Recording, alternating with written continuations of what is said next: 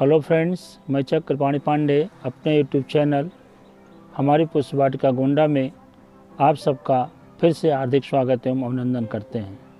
दोस्तों, आज का जो मेरा टॉपिक है वो मेरे सामने रखे हुए एसेनेरिया के पौधे हैं। ये कई रंगों में आते हैं, लेकिन मेरे पास यहाँ पर ब्लू कलर का रंग है। तो मैं आज आपको इस पौधे की रिपोर्टिंग के बारे में और इसको समय समय पर कौन सी खाद दें इसके बारे में जानकारी दूंगा। दोस्तों, सेनेरिया एस्टेरेसिया परिवार का पौधा है। इसका नेटिव लैंड दक्षिणी तथा उत्तरी अफ्रीका है। ये पौधा भारत में नवंबर महीने से लेकर अप्रैल महीने तक अच्छी फ्लावरिंग करता है। यदि इसकी प्रॉपर तरीके से देखभाल हम करते हैं तो ये पौधा अप्रैल के बाद भी फ्लावरिंग करता रहता है। बस इसको जब तेज़ गर्मी हो तो सेमी शेड एरिया में रखें और ये काफ़ी अच्छे तरीके से ग्रो भी कर जाता है, एक गुलदस्ते के रूप में ले लेता है। दोस्तों, अच्छा हो इससे आप मिट्टी के गमले में लगाएं, लेकिन यदि मिट्टी का गमला उपलब्ध नहीं है तो इसको 10 इंच के प्लास्टिक गमले में भी रीपॉट कर सकते हैं। आज मैं इसे 10 इंच के प्लास्टिक गमले में रीपॉट करने वाला हूँ। रीपॉट करने से पहले गमले में कम से कम इस तरह से होल साफ कर लें, ताकि जो भी सॉइल हम बनाएं वो आसानी से ड्रेन आउट होकर के निकल जाए। कहने का मतलब यह है कि इस पौधे को वेल ड्रेन सॉइल पसंद है।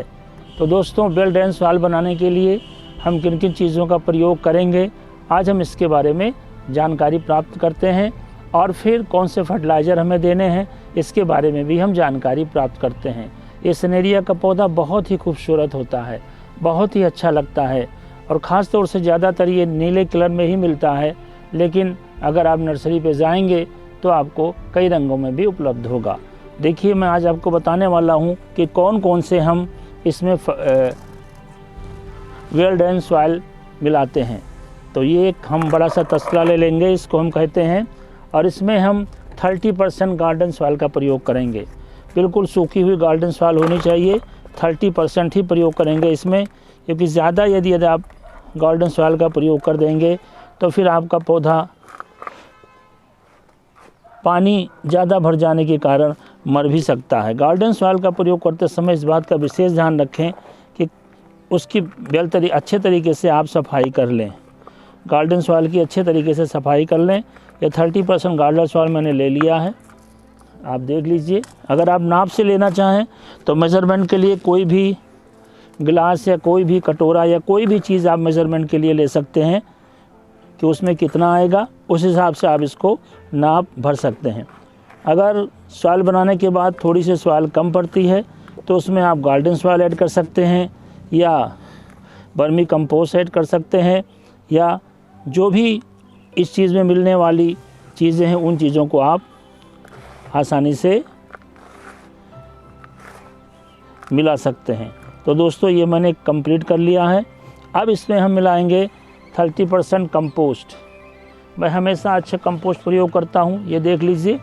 तो ये इस कंपनी का कंपोस्ट है, वेल अच्छा कंपोस्ट है ये। तो इसका मैं 30% लेता हूँ। अभी आप देखिएगा 30% कितना होता है। जितना हमने मिट्टी ली है उतना मैं इसमें कंपोस्ट मिलाऊंगा अच्छे तरीके से।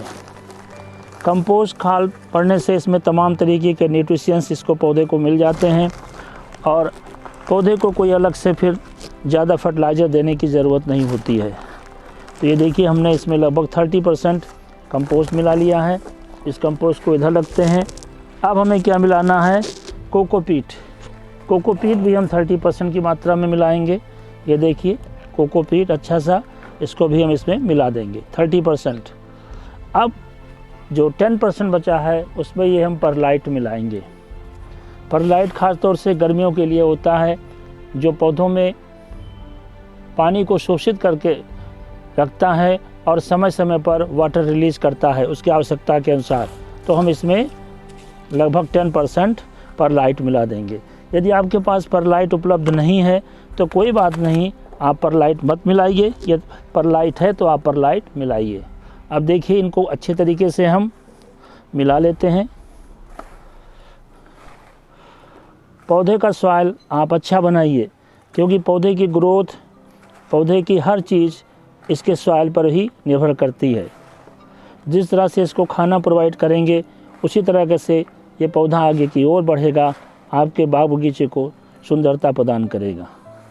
तो ये मैंने अच्छे तरीके से इसको मिक्स कर लिया है, आप भी मिक्स कर लीजिए। और इन चीज़ों को ध्यान रखिए, यदि आप गार्डन के शौकीन हैं तो इन चीज़ों को परचेज़ कीजिए। ये जो चीज़ें आप देख रहे हैं कि आपके आसपास नहीं मिल पा रही हैं तो उनको ऑनलाइन भी आप ख़रीद सकते हैं। कंजूसी मत कीजिए, नहीं तो फिर आप पौधे को अच्छे तरीके से नहीं बढ़ा पाएंगे। ये मैंने पूरा मिला दिया है। अब मिलाने के बाद हम पौधे को रिपॉट करेंगे।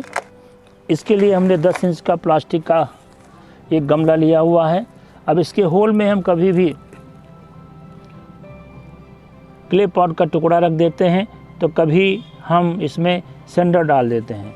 हम ज़्यादातर सेंडर का ही प्रयोग करते हैं, तो सेंडर को हम आधे इंच तक इसमें भर देंगे। अभी मैं आपको दिखाता हूँ, ये देखिए लगभग आधे इंच तक हमने भर दिया।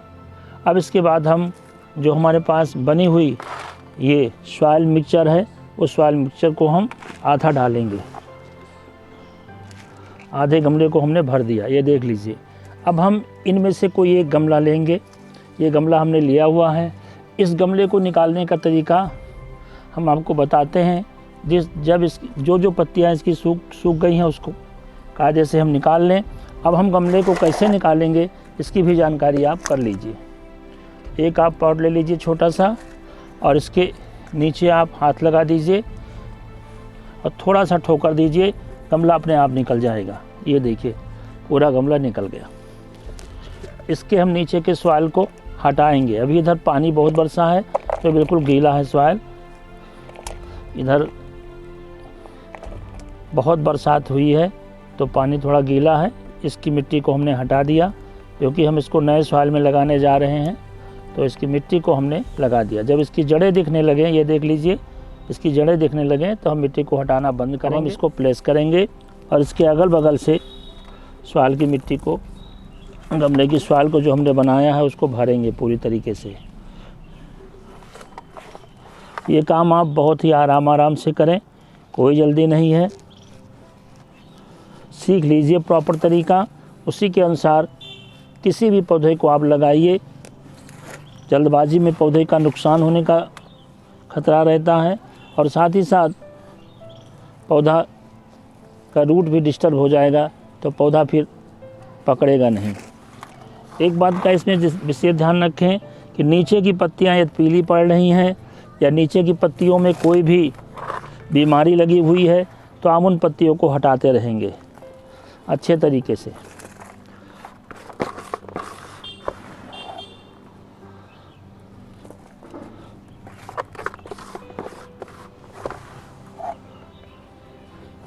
ये मैंने पूरा अच्छे तरीके से फिल कर दिया इस पौधे को। चारों तरफ से मैं इसको प्रेस करके दबा दे रहा हूँ। जहाँ की मिट्टी कम है वहाँ मिट्टी को बराबर भाग को हम ले लेंगे। और ढेरों कलियाँ इस पौधे में हैं, देख लीजिए आप, ढेरों बड्स इसमें बने हुए हैं।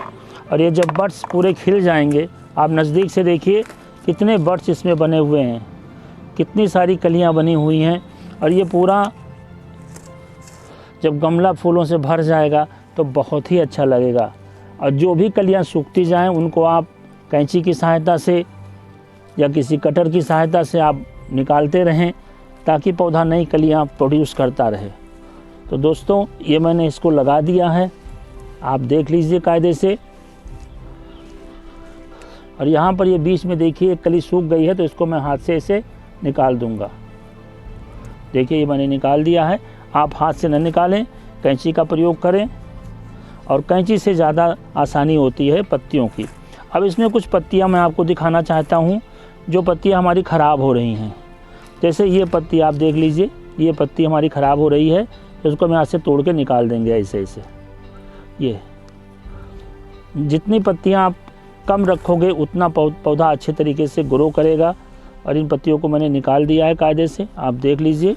साथ ही साथ ये पत्तियां, जैसे कीड़े ने इस पत्ती को खाया हुआ है, ज़्यादातर कीड़े इस पर लगते नहीं हैं लेकिन कीड़ों ने खाया हुआ है तो पत्तियों को भी हम अलग कर देंगे। इधर से भी देख लीजिए आप, मैं पत्तियों को अलग कर रहा हूँ। अभी पूरी तरीके से गमला खुल जाएगा। ये देखिए मैंने अलग कर दिया। अब आपको सॉइल भी दिख रही होगी, पौधा भी दिख रहा होगा। ये थोड़ी सी जगह हमने खाली रखी हुई है जानबूझ करके कि कभी कभी इस पौधे में अगर हमें कोई फर्टिलाइज़र ऐड करना है। ये पत्ती भी देख लीजिए आप, इस पत्ती को भी हम हटा देते हैं यहाँ से। हम हाथ से हटा रहे हैं, आप हाथ से मत हटाइएगा, आप कैंची की सहायता से ही हटाइएगा या किसी कटर की सहायता से। अब ये पौधा लग गया पूरी तरीके से। अब दोस्तों इसमें फर्टिलाइज़र क्या देना है, जब भी आवश्यकता हो पानी के साथ फर्टिलाइज़र देने की, तो पानी देने से पहले उस फर्टिलाइज़र को ऐड कर लीजिए, तब इसमें फर्टिलाइज़र दीजिए। चूँकि मैं वीडियो बना रहा हूँ और आपको मुझे बताना है कब कौन सा फर्टिलाइज़र यूज़ करना है, इसलिए हम सारे फर्टिलाइज़र साथ में देंगे। दोस्तों ये मेरे हाथ में मस्टर्ड केक लिक्विड है। ये मस्टर्ड केक लिक्विड लगभग 50 ml होगा। इसमें हम लगभग आधा लीटर पानी मिलाएंगे। आधा लीटर हमने पानी लगभग इसमें मिला लिया है। आधा लीटर पानी मिलाने के बाद हम इसको पहले दे देंगे और उसके ठीक एक हफ्ते के बाद NPK 19-19, ये देख लीजिए NPK 19-19 आधा चम्मच से भी कम एक हफ्ते बाद पहले इसको देंगे, फिर एक हफ्ते बाद NPK 19-19 देंगे। लेकिन चूंकि मुझे दिखाना है तो मैं आपको साथ में दे के बता रहा हूँ। आप एक हफ्ते बाद देखिएगा, ये इतना सा इसके लिए पर्याप्त है। मैं इसी में इसको डाल दूँगा। ये घुलनशील है, अभी घुल जाएगा। अब इसको हम यहाँ पे डालने से पहले DAP के 10 दाने, डाई अमोनियम फॉस्फेट के 10 दाने, जितने दाने जितना बड़ा गमला, 10 इंच का गमला है तो 10 दाने हम इस पौधे के आसपास दे देंगे। अभी मैं निकाल के आपको दिखाता हूँ, केवल 10 दाने। ये देखिए गमलों के आसपास हम दूर दूर तक इसको दे देंगे। अब देखिए मैंने डाल दिया। ये आपको प्रक्रिया 20 दिन के बाद करनी है। इस फर्टिलाइज़र को देने के 20 दिन के बाद ये प्रक्रिया आपको अपनानी है। अब इसमें हम धीरे धीरे पानी रिलीज़ करेंगे। चारों तरफ पानी हम डाल देंगे।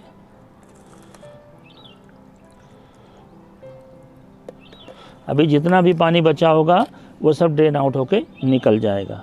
तो दोस्तों आज का ये वीडियो आपको कैसा लगा, इसके ऊपर कमेंट ज़रूर कीजिएगा। एक बार फिर से मैं आपको दोहरा देता हूँ, सॉइल मीडिया हमने इसमें कौन सी मिलाई है।